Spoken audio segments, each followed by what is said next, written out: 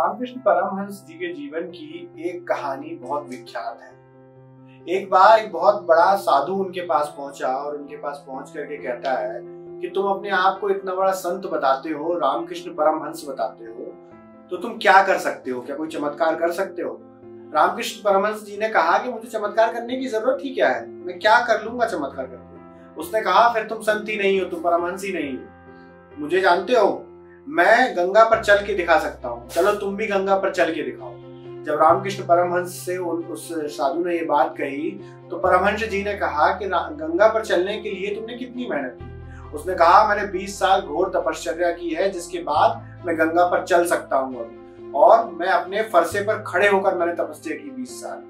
रामकृष्ण परमहंस ने कहा कि दो कौड़ी के आदमी हो तुमने ऐसा किया ही क्यों?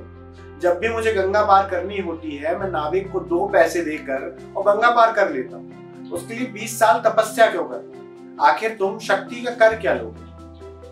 रामकृष्ण परमहंस की इस छोटी सी बात में बहुत बड़ा मैसेज छुपा हुआ है। मैसेज ये था कि आखिर हम शक्ति चाहते क्यों हैं? हमारी शक्ति हमारे अंदर अहंकार पैदा करती है, जिससे कि हम दुश्मनियां लेते हैं। अहंकार से ही दुश्मनी होती है, अहंकार से ही दुश्मन होता है। शक्ति कभी भी आपको उतनी ऊंचाइयों तक नहीं पहुंचा सकती जिन ऊंचाइयों तक आपको प्रेम पहुंचा सकता है। रामकृष्ण परमहंस जी की इन बातों को सुनकर वो साधु वहां से भाग निकला। उसने कहा कि हाँ, शायद मैं ही गलत रास्ते। रामकृष्ण परमहंस जी बहुत सहज थे और मैं आपसे भी यही कहता हूँ कि सहज होइए, अपने आप को पहचानिए, खुद में डूबिए, क्योंकि सहज होना सबसे बड़ा टास्क है आज लाइफ में। टास्क ये नहीं है कि आपने क्या पा लिया, आप क्या कर रहे हैं, आप क्या बड़ा कर रहे हैं।